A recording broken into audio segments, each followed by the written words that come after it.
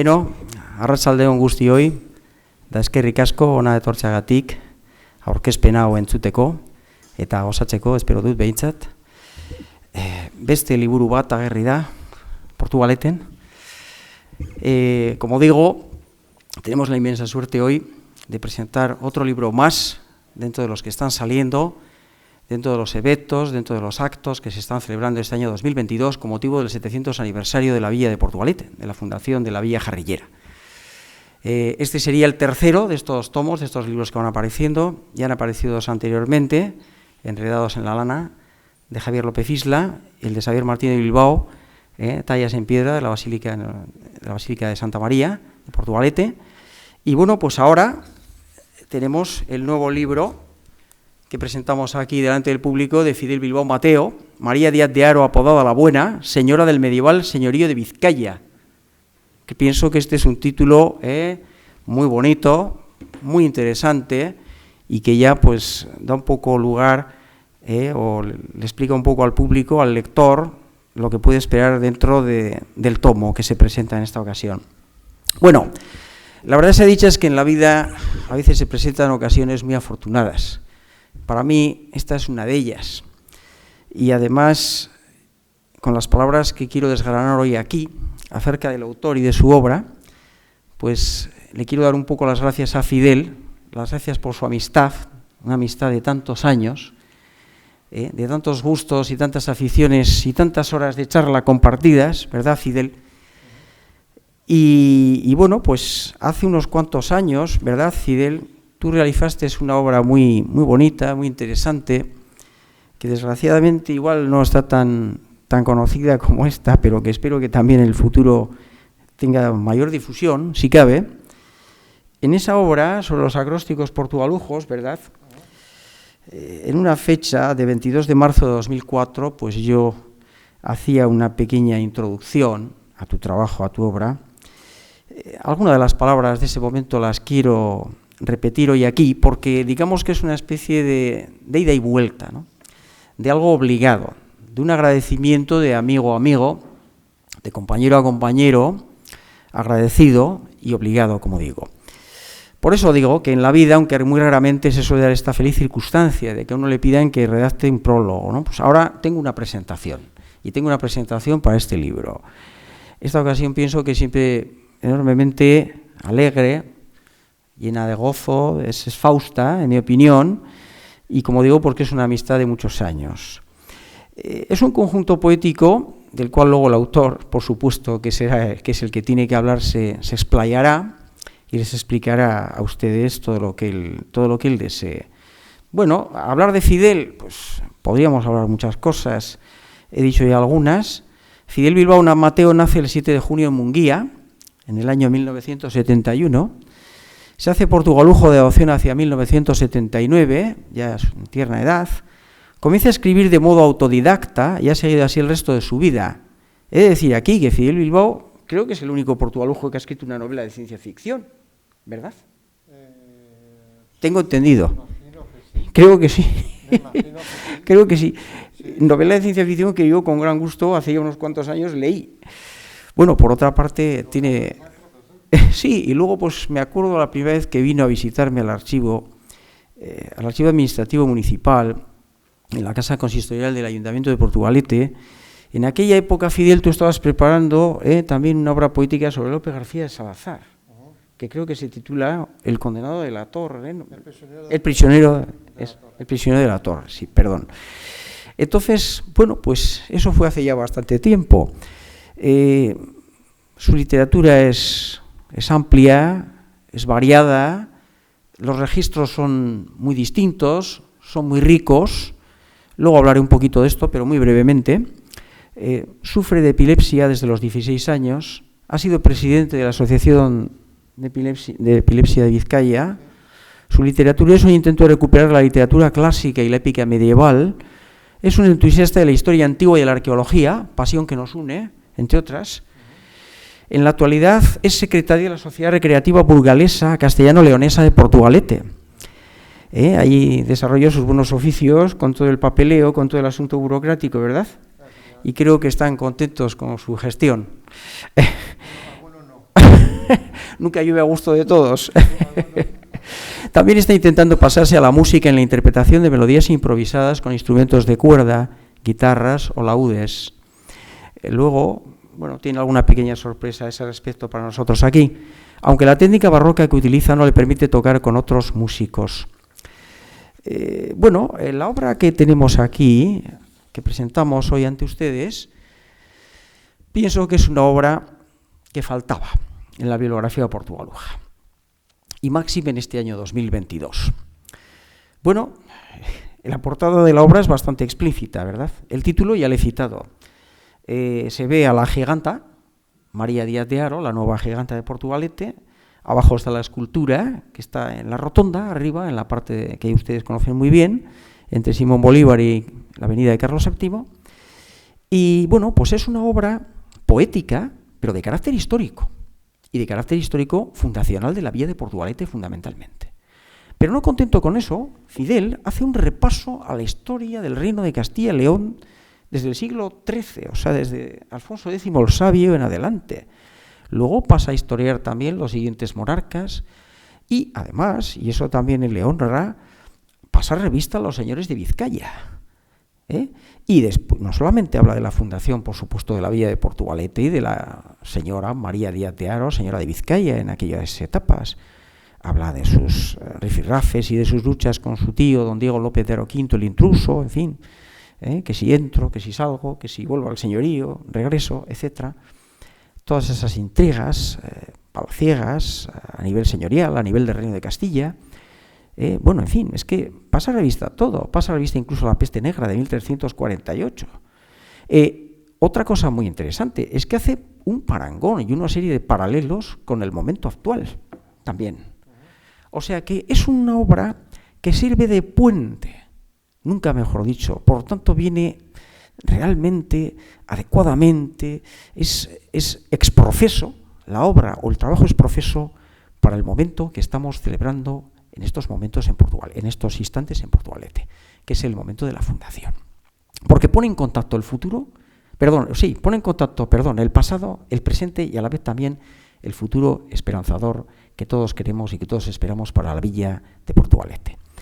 La poética desarrollada en la obra, y con esto quiero acabar y dejar paso al autor, pues la verdad se ha dicho es que Fidel tiene unos registros poéticos muy ricos. Bueno, algunos poetas portugalujos muy conocidos y mayores, desgraciadamente ya fallecidos, como era el maestro Mario Marrodán, nuestro difunto amigo Mario, la verdad es que estaba admirado con tu poética y le gustaba mucho.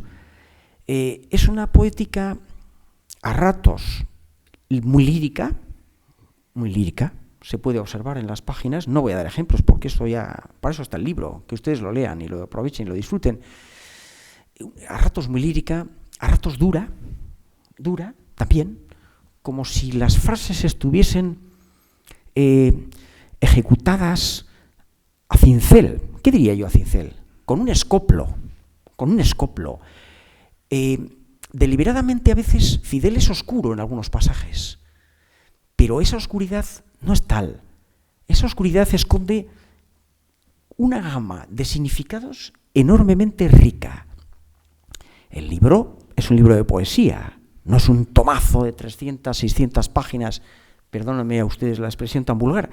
Como libro de poesía es más breve, está desarrollado en 2 columnas, con los bloques, con las estrofas poéticas, pero es extremadamente rico, no solamente por el contenido histórico que ya he citado, y cronológicamente hablando perfecto, exacto, de manera que leyendo este libro se puede enterar uno perfectamente y tú puedes solventar todas las dudas históricas que tiene sobre la etapa fundacional y antefundacional y posfundacional de la villa jarrillera, sino que además, desde el punto de vista humano, de las pasiones humanas, de la figura de María Díaz de Haro o de sus coetáneos, desarrolla una gama de sentidos, de significados enormemente, pienso, enriquecedora, rica y muy diversa. Es una policromía histórico-poética de la época, si me permites la expresión.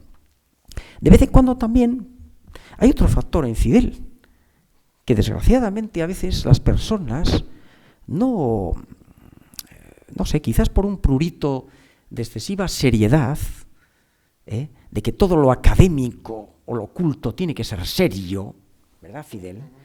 De que todo tiene que ser extremadamente solemne, pues no, Fidel también desgrana humor en sus creaciones. Bueno, Fidel tiene creaciones, ¿verdad, amigo?, muy humorísticas, de tipos populares portugalujos, otros imaginarios, inventados.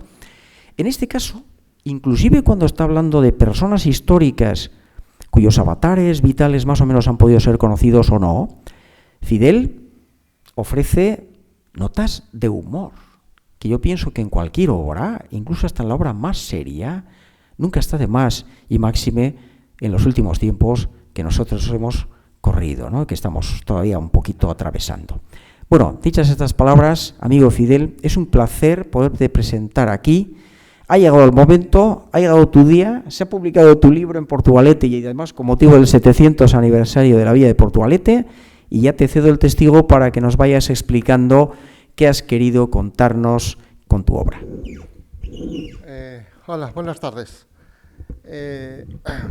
Vamos a ver, bueno, tampoco quiero ser muy pesado al respecto, porque, a ver, quiero decir de que al final una obra, bueno, cualquier cosa que se haga, no tiene una explicación definitiva. O sea, quiero decir, yo tiendo en mi forma de ser y, bueno, en cosas que he ido leyendo durante muchísimos años, a que cuando pienso en cosas históricas, pues pienso en que tengan que estar en verso, por ejemplo. Pues yo que sé, la poesía épica de la Ilíada, de la Odisea y cosas así. Entonces, claro, yo automáticamente, cuando me imagino, dices, bueno, pues, ¿cómo tiene que pensar, yo que sé, María Díaz de Haro? Pues automáticamente digo, bueno, eso tiene que estar en verso, ¿vale? Claro que hoy en día ponerse a hacer una cosa así, pues es una completa extravagancia. El tema es ese, ¿vale? Y luego el segundo tema, y es que, claro, María Díaz de Haro, pues tampoco es precisamente una persona que la conozcamos todos los días. O sea, me refiero, siempre oímos hablar de ella, hemos oído, bueno, vemos la estatua que hay por ahí, que es preciosa. ¿Cómo se llama? La giganta esta, lo mismo, que es un diseño tal. Por ejemplo, el cuadro que ha hecho mi amiga Marimar para, bueno, pues que le comenté a Rubén Lasallas cuando estaba haciendo ¿cómo se llama? El diseño, digo, inclúyelo porque esto está genial, ¿vale? Es decir, pero en el fondo María Díaz de Haro es un personaje bastante desconocido, ¿vale? Y entonces, claro, esa especie de desconocimiento que tenemos al personaje, que yo mismo tenía al personaje, es decir, era una cosa que iba sabiendo de oídas, claro, pero luego al final cuando le echas mano a preparar una especie de trabajo de estas características, dices, bueno, esto, o sea, uno se iba llevando muchísimas sorpresas.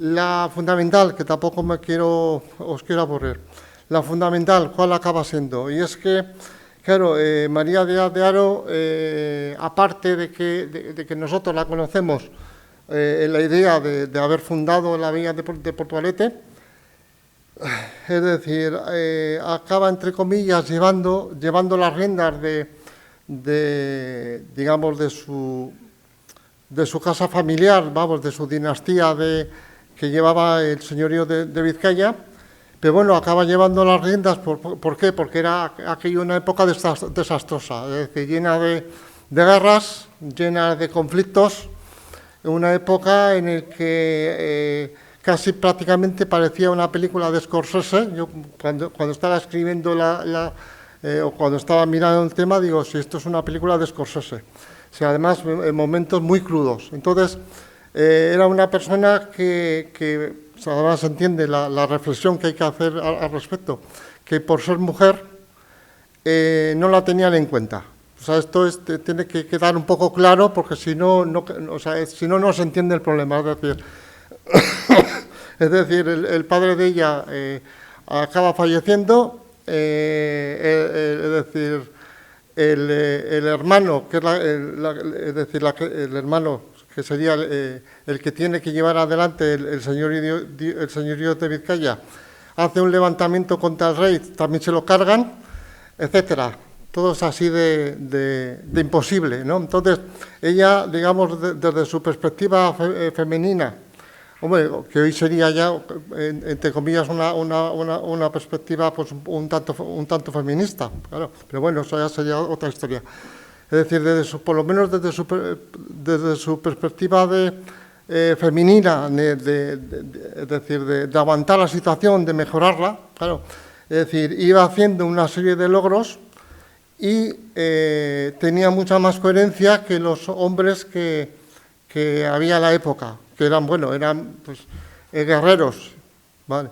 Y el que no era guerrero, pues eran pelanas, para que nos entendamos claramente. Es decir, eran gente que no tenían una perspectiva de Estado, para que nos entendamos, una perspectiva en donde, pues en un territorio como este, que se hablaba el euskera, pues claro, aquí no podías venir con tonterías, o sea, quiere decir que tenías que entender que aquí había una cultura, entre comillas, diferente a la de Castilla, a la que podía haber en Castilla, y claro, muchas veces por poner a alguien de confianza, pues acababan poniendo al primero que llegaba, como que no sabía ni por dónde le daba el aire, y esta señora, pues por lo menos, o sea, dentro de su, no sé, de su capacidad, de sus limitaciones, sí se daba cuenta que había que tener mucho más tacto de lo que los otros tenían, ¿vale?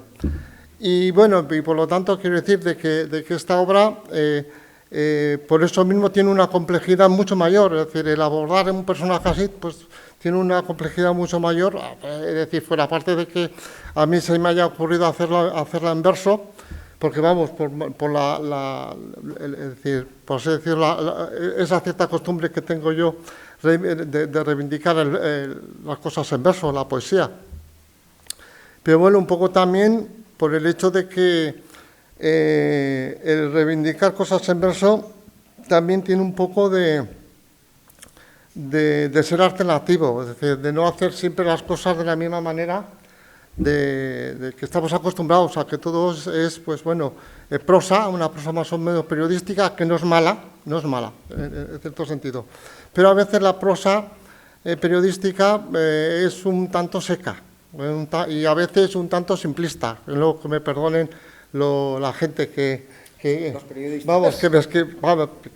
Vamos, no quiero ofender a los periodistas, pero muchas veces, a ver, cuando quieres describir los sentimientos con un poco más de profundidad, necesitas un mecanismo que tenga una cierta profundidad un poco más allá de me ha pasado esto, ¿no? O yo qué sé, o tal persona se ha caído en la calle. Bien, ahora explícame algo más de es decir, que se haya caído en la calle, ¿vale? Bueno, entonces, para no enrollarme demasiado, uno de los capítulos que para mí me parece fundamental, que es el capítulo que no sé si es el 36, que creo que es el penúltimo. El 36. Sí. Bien. Decir una reflexión que yo creo que con María Díaz de Haro es necesaria y bastante imprescindible, cosa que luego cuando lo he consultado a gente, pues alguno me decía, es que igual esto no iba a encajar o sí puede encajar. Vamos a ver. María de Haro, a fin de cuentas, aparte de ser un personaje histórico, un personaje que le da el título fundacional a Portugalete, es decir, acaba en cierto modo representando a esa especie de mujer cercana que tenemos al lado y que con su trabajo tira adelante con cuestiones cotidianas, ¿vale? Que puede ser, yo qué sé, nuestra hermana, nuestra madre, nuestra abuela, ¿vale?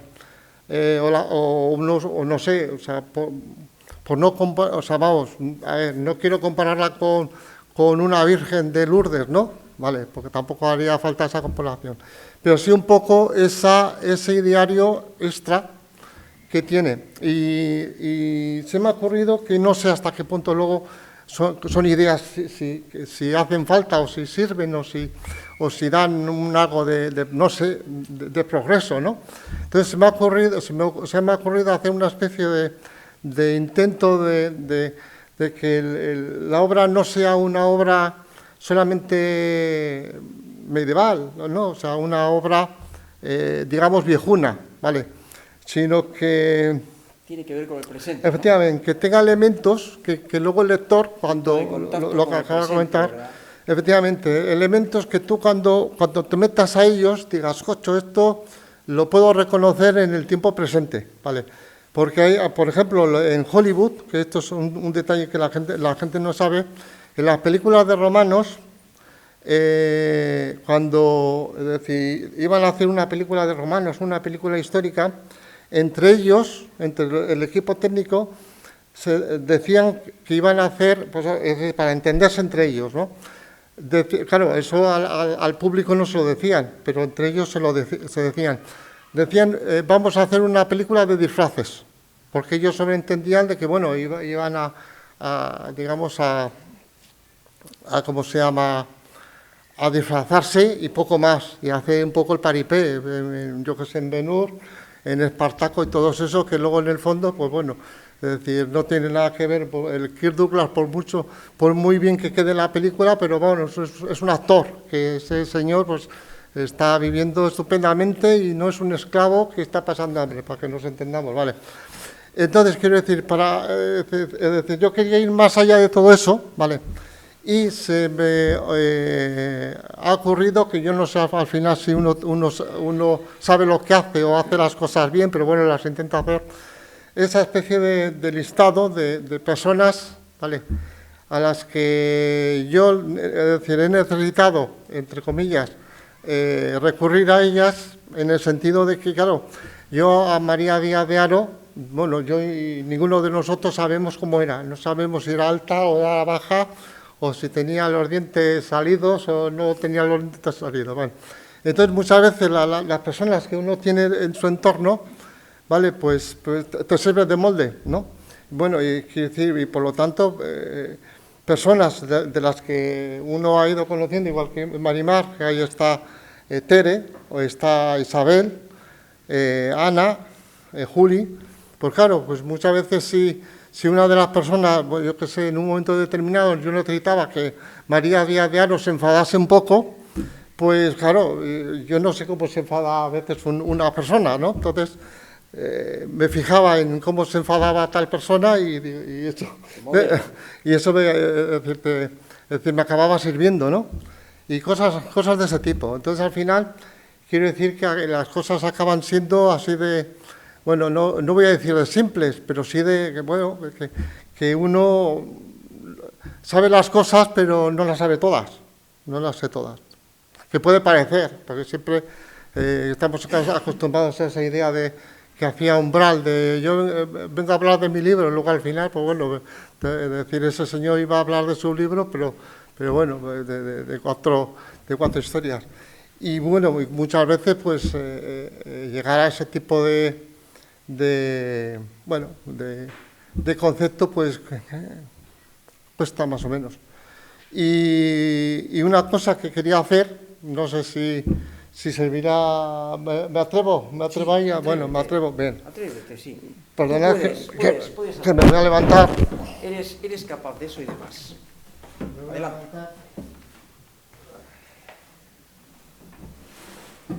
Bueno, vamos a ver.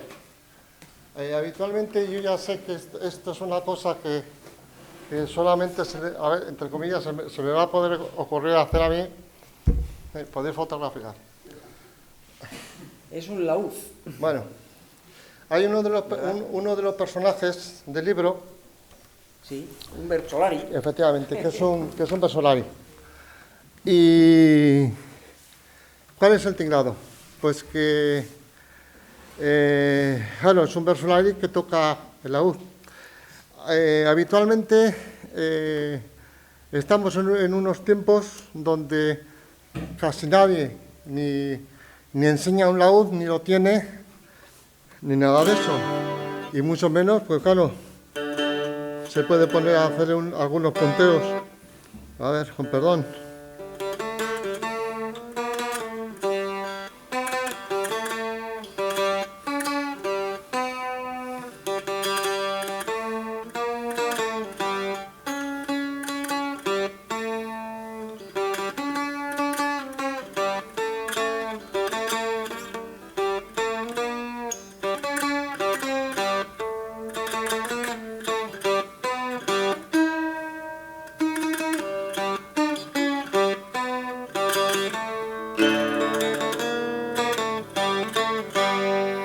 Bueno, no es que yo sea aquí un gran guitarrista, ¿vale?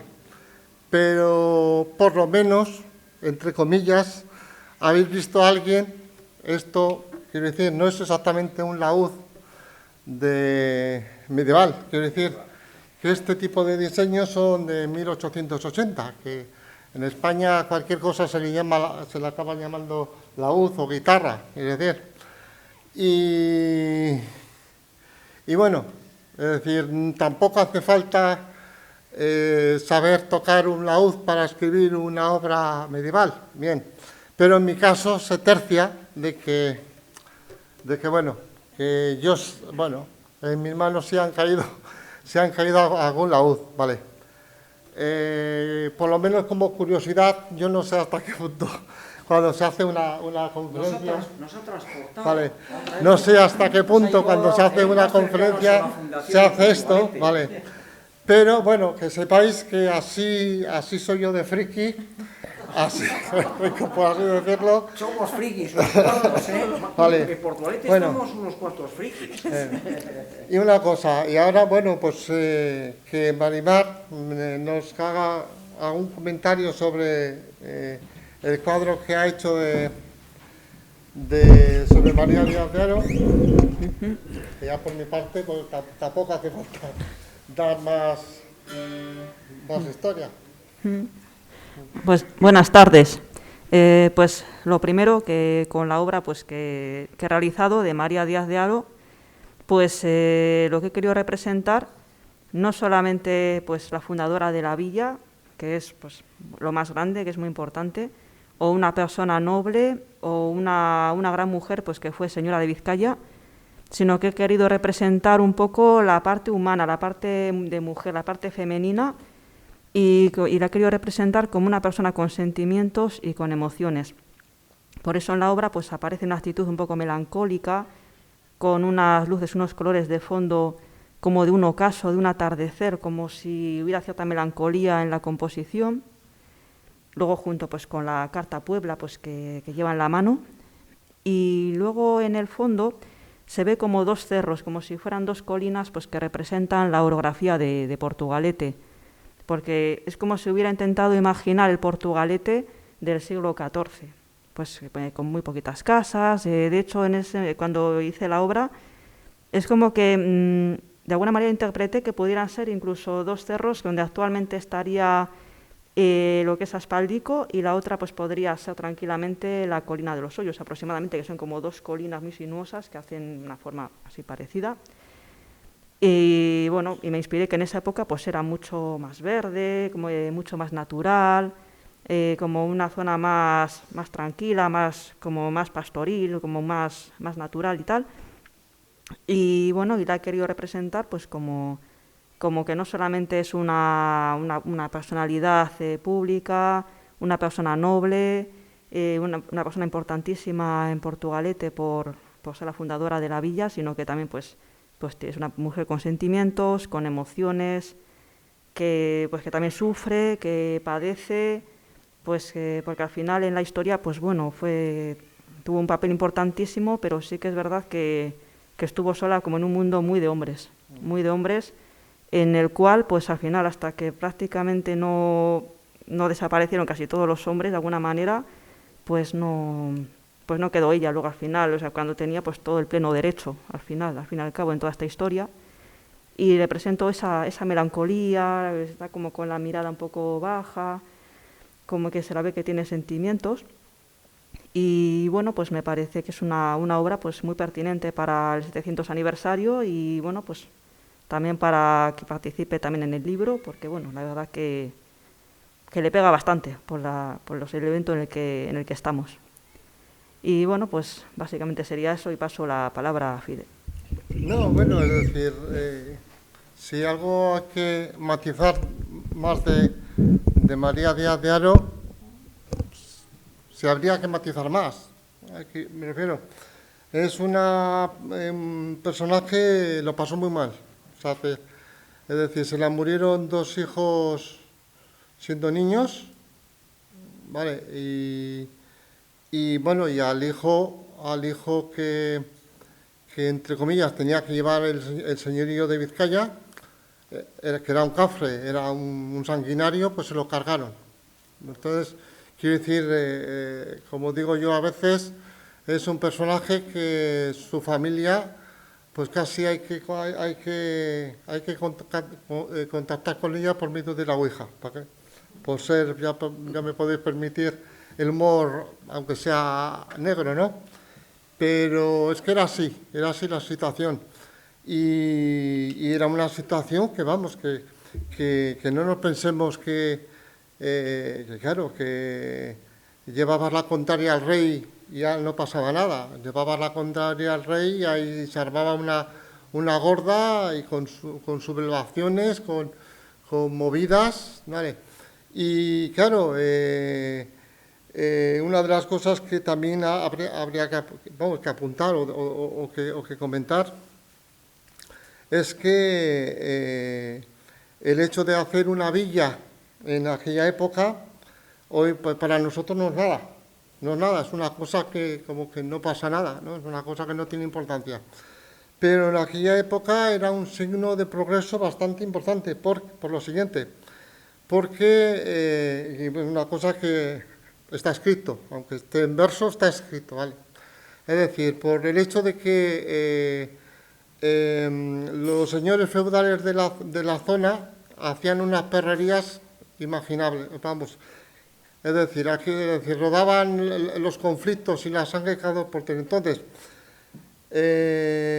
con el título de villa se podía, entre comillas, poner coto, o sea, o por lo menos poner una serie de leyes que frenaban digamos, las salvajadas que se le podían ocurrir a los señores feudales de la zona.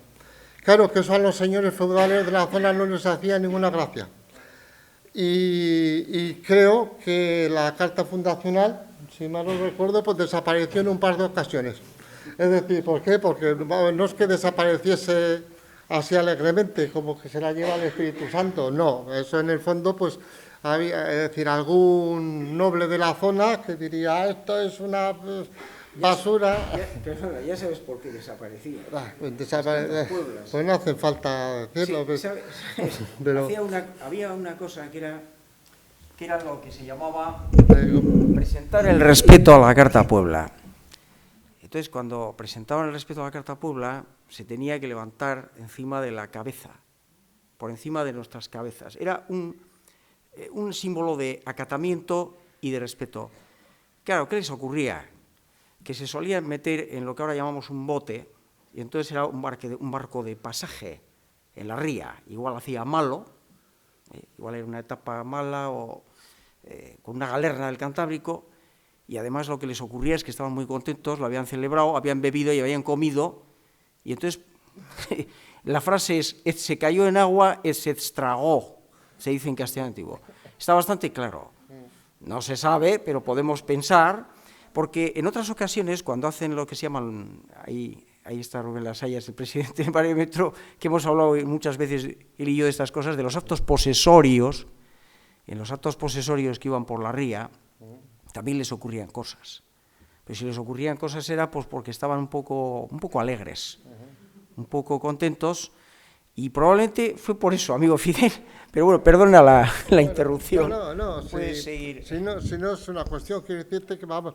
Pero es que muchas veces, a mi modo de ver, claro, porque esto, yo lo digo, eran humanos, no es tanto por, yo en ese aspecto soy más un autor alternativo, por así decirlo, más que un historiador, ¿vale? Pero claro, como en esa mezcla de poesía épica, pues también tienes que ser historiador, nada. Él es un magnífico autodidacta, Fidel. Bueno, tienes que hacer el apaño, ¿vale? Igual que, por ejemplo, de la misma manera, pues cuando Marimar ha hecho el cuadro, pues ha tenido que hacer, bueno, una abstracción, ¿no? Sí, efectivamente, de a ver por dónde van los tiros y, claro, o sea, es decir, que no somos exactamente historiadores, pero bueno, hacemos el apaño. Pero claro, yo mucho me temo, pero claro, esto ya son suposiciones mías, de las que uno se guarda y cuando estoy por la noche, pues digo, pues esto igual era por así, esto sería por allá. Que luego, claro, había cosas que ellos verían que nosotros no vemos y que no dejaban por escrito, eso hay que decirlo. Igual que, por ejemplo, se metió, es decir, la María Díaz de Haro, es decir, fundó un par de conventos, se metió a monja en un momento determinado y se salió. Claro, se salió en la suposición de que, claro, tenía, es decir, su familia era tan desastrosa para gobernar, es decir, hablando en plata, que no le era práctico estar en un convento y que le estuviesen llegando pues notificaciones, oye, a ver qué hacemos con esto, qué hacemos lo otro, vale. Pero, hombre, también hay que pensar que qué verían. ¿Qué verían? Pues si todos hemos visto la película del Nombre de la Rosa, pues bueno, es decir, pues podían ocurrir circunstancias raras en todos los sitios, pero claro, pero esas cosas no... ¿Cómo se cuenta? Pues no se cuentan, las tienes un poco que... Cuando tenían un problema, perdón, en aquella época, claro. solía ser habitual, se metían a un convento. Una temporada, un año, un tiempo. Los reyes, era muy curioso, además, muchos reyes, ¿verdad? Lo sabes, acaba mal el reinado, tienen problemas con sus súbditos y de repente, fulanito de tal, el rey de Aragón, no, es que acaba en un convento y muere allí o lo que sea, o vuelve a salir. Después, cuando la situación mejora, deja el convento y ya se pone otra vez en plan guerrero, conduciendo a sus huestes a la batalla para conquistar los derechos perdidos. O sea que estamos hablando de una mentalidad diferente. Sí, claro. Y por eso en muchas ocasiones, es decir, intentar hacer una reconstrucción de todo eso, pues es muy difícil. Es muy difícil y nosotros ya no tenemos esa mentalidad, por lo tanto, pues cosas que para ellos eran de lo más normal, pues para nosotros no es normal. Entonces, claro, en esa otra mentalidad, pues claro, nos puede parecer, esto es absurdo, ¿cómo pueden creer que en esto o en lo otro? ¿No? Pero claro, el tiempo ha pasado, somos diferentes en muchas cosas, para mejor, se entiende que somos diferentes para mejor. Y claro, nos toca esa problemática de que bueno, en cierto modo, quiero decir, por suerte, es decir, tenemos a personajes como María Díaz de Haro, que la buena por algo, o sea, quiero decirte, porque debía de dar buen rollo, o sea, lo que nosotros entendemos por esa idea de que, bueno, que se pueda hablar aparte de que se pueda hablar con ella, es decir, se situaba de ciertos problemas que debía de existir en la zona y claro, digamos, por así decirlo, apuntalaba la situación. Pero claro, el entorno que tenía es que era una cosa, es decir, yo cuando iba escribiendo, llegaba un momento que no me quedaba más remedio que echar mano de un cierto humor negro, porque no había manera de tirar adelante, porque al padre se lo cargaron, es decir, era una sociedad extremadamente violenta. Sí, violenta, pero vamos, a los Scorsese, los aquellos conflictos, en vez de resolverse con la negociación, que también existían los pactos y las negociaciones, y las fidelidades, el juramento de fidelidad, y todo esto, pues desgraciadamente las cuestiones... Era una sociedad más violenta que la nuestra, vamos a decirlo ya, aunque pueda parecer gente que diga, no, nuestra sociedad actual es más violenta. No, la sociedad medieval, la sociedad antigua era mucho más violenta que la actual. Y sobre todo también, lo que estaba bastante claro es que en el caso de María de Haro, que era una mujer, el respeto hacia la mujer o la consideración incluso hacia una mujer que estaba en una situación superior de jerarquía, de carácter político, militar, pues tampoco era como en la actualidad. No. Era más difícil. Era mucho más difícil que una mujer en aquel momento, a pesar de que fuese reina de Castilla, podría ser, reina de Inglaterra. Ahí recordamos el famoso caso de Matilde, de Leonor de Aquitania, perdón, bueno, hay tantas otras. Sí. Matilde, de Normandía, en fin, todas estas, ¿no? Las condesas o duquesas o grandes damas de las cortes más importantes o más pujantes y poderosas de la época. No cabe duda de que a pesar de todo la situación de la mujer pues era muy difícil, teniendo puestos de responsabilidad tan grandes como el que tuvo doña María. Sí. Ahora, lo que está claro es que parece ser que doña María gobernaba con equidad, por eso de la buena. Nos hace gracia ahora cuando decimos, es que fíjate, bueno, a veces claro, nos puede hacer gracia porque uno le llamaban el delgado, o el flaco, el gordo. Carlos el gordo, dices, joder, era Carlos el gordo. A otro dice, fulanito el flaco, el rey de tal, o Carlos el simple, dices, joder. Entonces si le llamaban Carlos el simple es que igual era un tanto simple el buen señor aunque fuese el rey de Alemania o el rey de Francia o del Imperio Carolingio. Pero lo que está claro es que probablemente en el caso de doña María de Diadero, si le llamaban la buena, era probablemente porque gobernaba con equidad, sabía quizás terciar en las discusiones. Y bueno, la prueba más evidente es lo que le pasó con su tío, don Diego López de Aroquinto, el intruso, el fundador de Vigo, que ese sí que era un imbaranda, hablando en términos vulgares, era un baranda considerable. ¿Verdad? Bueno, por no hablar del rey Alfonso X de Castilla, menudos individuos, vaya piezas. Eran unas piezas de museo, unos figuras. Efectivamente, además, es decir, que cuando se va viendo la documentación, que tampoco es que digas que sea mucha o poca. Claro, hay momentos que tienes que ver las cosas entre líneas y hay otras en las que encima, vamos, el que ha hecho el ensayo pues lo dice claramente. Es decir, que por ejemplo cuando se muere el padre de María Díaz de Haro, luego el hijo, claro, pues queda María Díaz de Haro, digamos, para... Mira lo que le pasa al padre de María Díaz de Haro. Sí, vale, pero quiero decir que queda... pues que es asesinado. A ver, pero quiero decir que ella queda sola, por así decirlo, para defender el señorío de Vizcaya y se lo podían haber dado a ella, porque esperando que gobernase el hijo. Bien. Pero claro, ahí aprovecha el tío para apoderarse del señorío de Vizcaya, y encima la cosa graciosísima, que no la dice, o sea, no es que ella no valga, ¿vale? Sino que para cuando se muera don Diego López de Haro, ella puede volver a reclamar el título.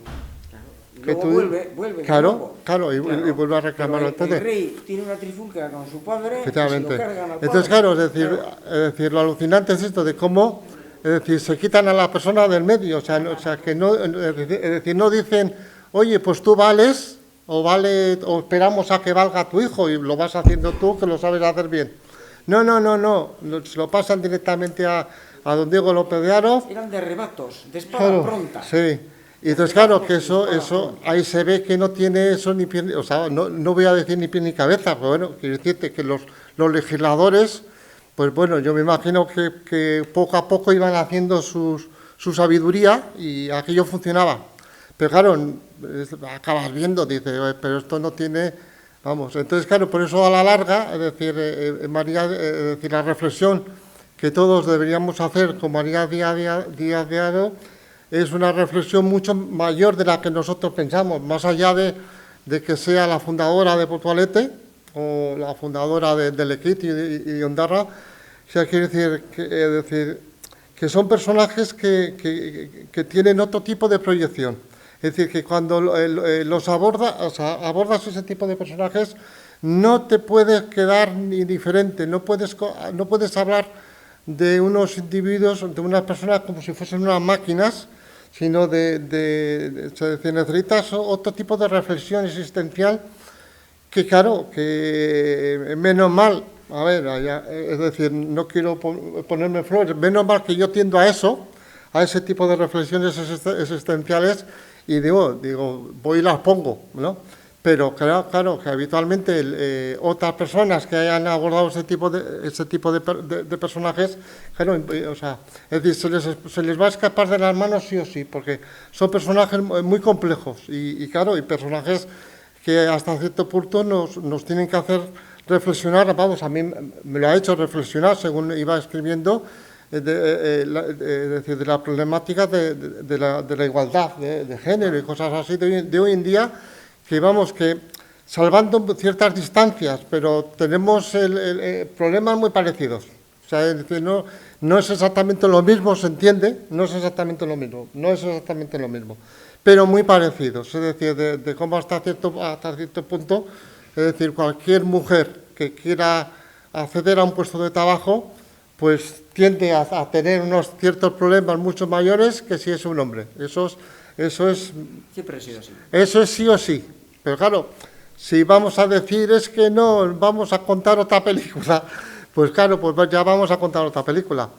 Pero claro, no es así las cosas no son así. Por eso, claro, he intentado hacer una obra que vaya mucho más allá. Es decir, que con el tema de la María Díaz de Haro de nuestra época, de esa reflexión del COVID, con esa especie de paralelo sobre la peste negra, cosas así, es decir, un poco para es decir, el que lo lea no se quede neutro, no diga esto no es decir, esto no es mi vida, ¿no? Porque pues, muchas veces suele ocurrir, esto es una historia de hace 700 años, eso no, o sea, no va conmigo, que es lo típico de nuestra sociedad, es decir, lo que no va con nosotros ya no nos interesa de ninguna manera. Pero bueno, he intentado ir más allá y ser cómplice y ser poético y al ser poético ser musical y al mismo tiempo ser irónico y al mismo tiempo pues todo lo posible para que dices, bueno, vamos a estar a un nivel de una cierta responsabilidad, bueno, local o histórica o del momento, o simplemente no hacer cualquier cosa, ¿vale?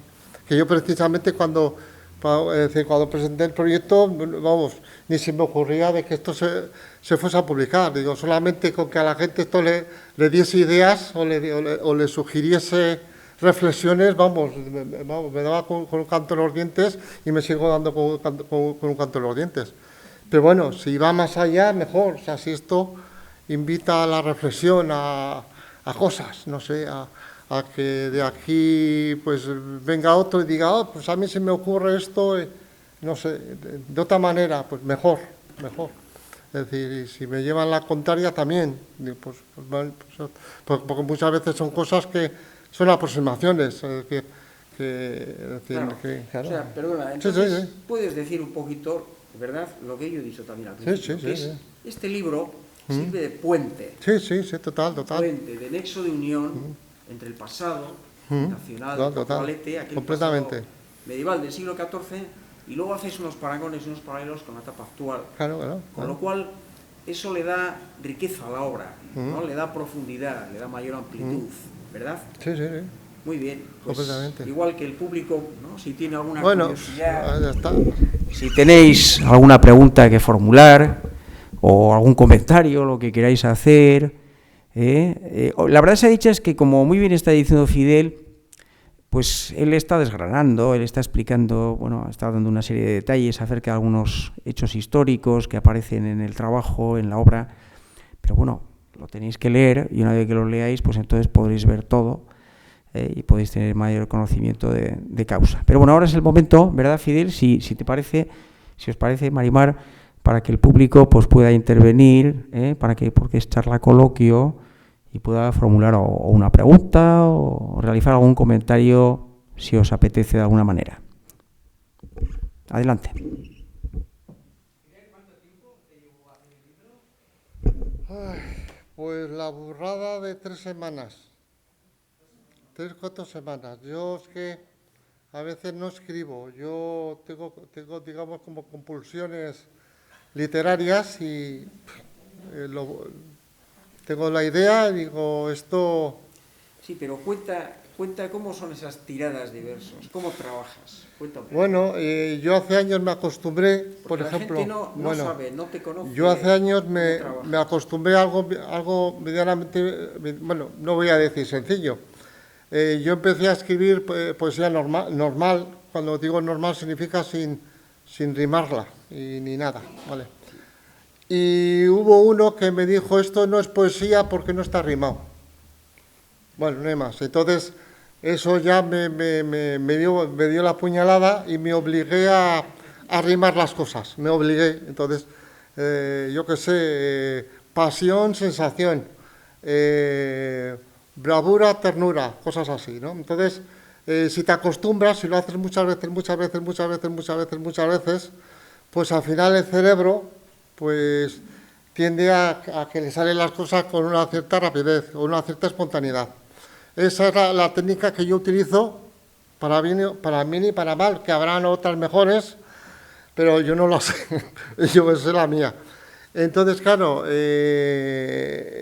yo con eso entiendo que la literatura tiene una musicalidad extra, una textura extra, y que cuando vas a tratar ciertos temas desagradables, es como que entra mejor, como lo de la canción aquella con un poco de azúcar, la píldora, aquello de Mary Poppins.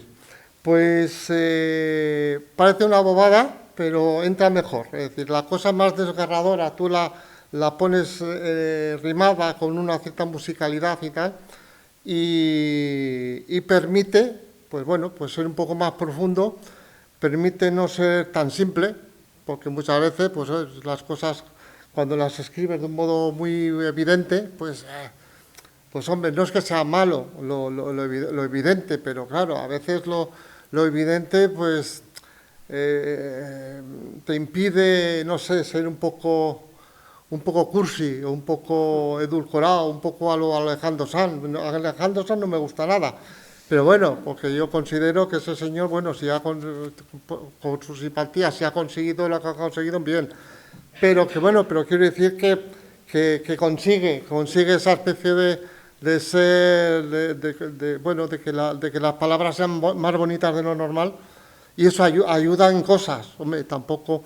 Luego hay ciertas obras, esta por ejemplo, que me ha quedado bastante bien. Hice una sobre Jaun Zuría, el primer señor de Vizcaya, pero esa me ha quedado muy pastosa, muy densa, muy densa. O sea, quiero decir que muchas veces las cosas no quedan bien. Esta me ha quedado bien, o sea, esta me ha quedado, no sé cómo decir. Sí, estás satisfecha. Sí, esta me ha quedado, no sé si decirlo femenina, me ha quedado femenina en el buen sentido de la palabra, quiero decir. Sin embargo, la otra me ha quedado más retórica. Sí, me ha quedado. Ciertamente. Sí, más también seca. es muy buena. Sí. Pero esta quizás tiene un punto de amenidad. Sí. Y vamos, y sobre todo el personaje de María Díaz de Haro se puede ver desde más puntos de vista. Quiero decir, al fin y al cabo, Jaun Zuría pues no deja de ser en cierto modo un guerrero más. Un guerrero más, un guerrero. Pero María Díaz de Haro pues, no es eso solamente, es la madre, es la hermana, es decir, una persona que por lo menos a mí me ha parecido sobre todo cuando lees, o sea, cuando tienes que leer entre líneas a los personajes, pues te parece que la tienes que poner mucho más humana y menos legendaria. Y eso no suele, yo por lo menos cuando escribo tampoco lo escribo todos los días. Claro que a veces sí lo puedes hacer y a veces no, dependiendo de cómo sean las circunstancias, ese es el teclado. Y en este caso ha sido una gozada, pero una gozada que yo según iba diciendo, digo, joder, digo, esto lo tenía que haber hecho antes, y cosa que muchas veces no se tercia de que a veces a uno no se le ocurre todo, y que tampoco se le ocurre todo todos los días, y eso, y vas como quemando etapas, ¿no? Y vamos, y una cosa curiosa, después de esta obra he escrito otra, porque a colación, hay en una de las María Díaz de Haro, que aparece en el listado, actuales, he puesto a Begoña Melero. No sé si hasta qué punto todos los que estáis aquí conocéis a Begoña Melero. Entonces, partiendo de ese personaje, bueno, que yo me llevaba muy bien con ella, he hecho una especie de novela un poco, esta ya no es poética, pero bueno, sería un poco recuperar en cierto modo un cierto estilo a los Scott Fischer, a esa especie de literatura de hace... La memoria también. Efectivamente. La memoria personal, el recuerdo. Efectivamente. Entonces, hago un poco una especie de reflexión de los últimos 40 años de Portugalete, desde la transición hasta aquí. Y es complicado las cosas, es decir, parece que todo es evidente de hacer, ¿no? Y todo al final necesita, aparte de pensarlo, ver hasta qué punto luego va a funcionar, va a gustar. Por ejemplo, aquí muchos personajes ya están difuntos, ¿se entiende? Quitando las María Díaz de Haro de nuestra época, que haya tenido... o sea, yo lo recalco porque luego, claro, se tienen que ver y se tienen que gustar, que no todo el mundo se ve y se gusta, o sea, ¿qué quiere hacer, no? Y, sin embargo, en la de Begoña Melero pasa todo lo contrario, es decir, casi todas las personas que menciono en la obra, de algún modo, siguen vivos.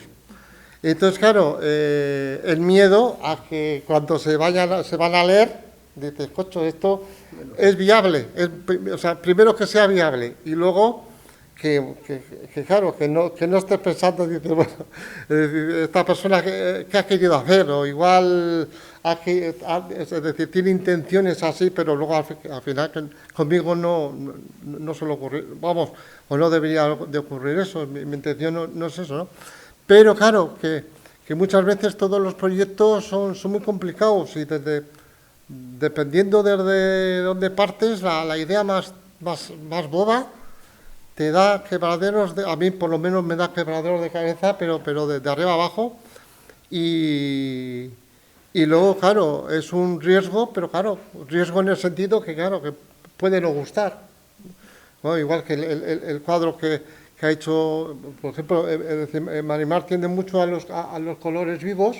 A todo el mundo no le gustan los cuadros con colores vivos, que parece tan obvio. Es decir, son cosas así. Es decir, y es muy complicado cuando tienes un estilo determinado, que dices, bueno, voy a intentar no perder el estilo, no sé, y tiras adelante con lo que más o menos funciona, pero claro, hay un momento determinado que dices, bueno, voy a hacer esto otro.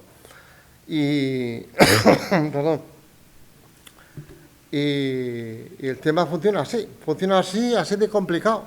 Yo, una de las cosas que más me encantaría que esta obra funcionase no tanto a nivel personal, quiero decir, pero me gustaría que funcionase más a nivel del pueblo, de la calle, es decir, que la gente, hombre, no te voy a decir que hiciese suya la obra, pues tampoco es eso, pero hombre, pero sí que le diese un punto de un no sé qué, un decir, ¿no? Y que eso es muy complicado llegar. Hoy en día es muy complicado llegar, claro, porque todos tenemos el tema de los móviles y de los WhatsApp. Y claro, la mayoría de los móviles y de los WhatsApp son siempre mensajes cortos, que la gente no lo piensa o no lo piensa. Y claro, cuando intentas hacer otra cosa que no sea el mensaje corto, pues claro, la gente lo ve raro. Y a mí mucha gente ya me ha dicho, es que tus poemas no son cortos, es que tus poemas... Todo quieren que sea inmediato ahora. Sí, entonces claro... Ahora prima la inmediatez. Claro, pero claro, hay un punto en donde la dices... poesía necesita reflexión. Sí, necesitan más cosas. No se puede leer una poesía, más cosas, un poema, más como cosas. se lee una novela. La gente se equivoca. La poesía necesita una lectura más reposada, más pausada, más pensada. Pero ojo, pero también las novelas, es decir, la novela también, es decir, claro, muchas novelas cosas y hasta incluso es diferente y hasta incluso si decimonónica, como tú claro, sabes, y hasta incluso si uno va a leer un artículo de un periódico, también tiene que pensar lo que está leyendo en el artículo del periódico. Sí. Pero claro, siempre ya últimamente nos quedamos en los titulares. Vale, ya casi no vamos ni al Twitter, ¿no? Sí. Entonces, claro, eso acaba siendo desastroso, porque claro, en una obra como esta, pues claro, el personaje lo tienes que hacer tuyo, o sea, tienes que hacer que no sé, que sea tu hermana o tu madre o tu abuela o cosas así. Y claro, hay un momento, por ejemplo, cuando fallece, que yo hago el intento, claro, que yo no sé si eso ocurrió en la realidad, pero hago un intento donde ella reflexiona sobre su propia existencia, que es absurdo que un moribundo se ponga a reflexionar si lo he hecho mal muchas veces. Es un ejercicio de recreación efectivamente, eso ya basada en las fuentes, en las épocas, pero tú haces una obra literaria. Es una obra histórica, pero literaria y poética. Entonces tú haces un intento de recreación histórica. Efectivamente. Muy bien, bueno, Fidel, pues no sé si tenéis alguna pregunta más. Ya os habéis podido dar cuenta todos que Fidel Bilbao Mateo es perfectamente accesible, que además se explica de una manera clara, meridiana, para que todo el mundo lo pueda entender. De la misma manera realiza sus trabajos, con esta honradez, con esta llaneza, que creo que además nos caracteriza a los portugalujos tradicionalmente.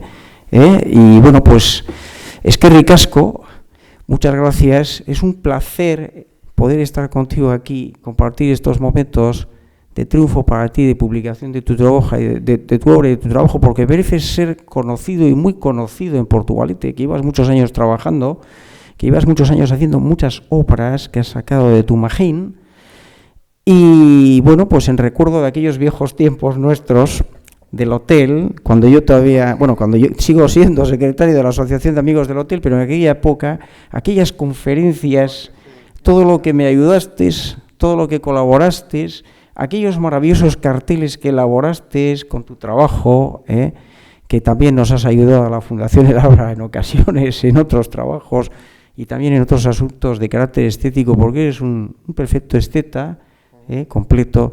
Así que nada más, amigo Fidel, Estudia. Eskerrik asko, muchas gracias a todos por vuestra asistencia y os convocamos por la próxima presentación de estos libros con motivo del 700 aniversario de la Fundación de la Vida de Portugalete y por supuesto también a los encuentros con la historia de Portugalete, que continúan, que siguen, adelante. Nada más, muchas gracias. Gabón Gusti hoy.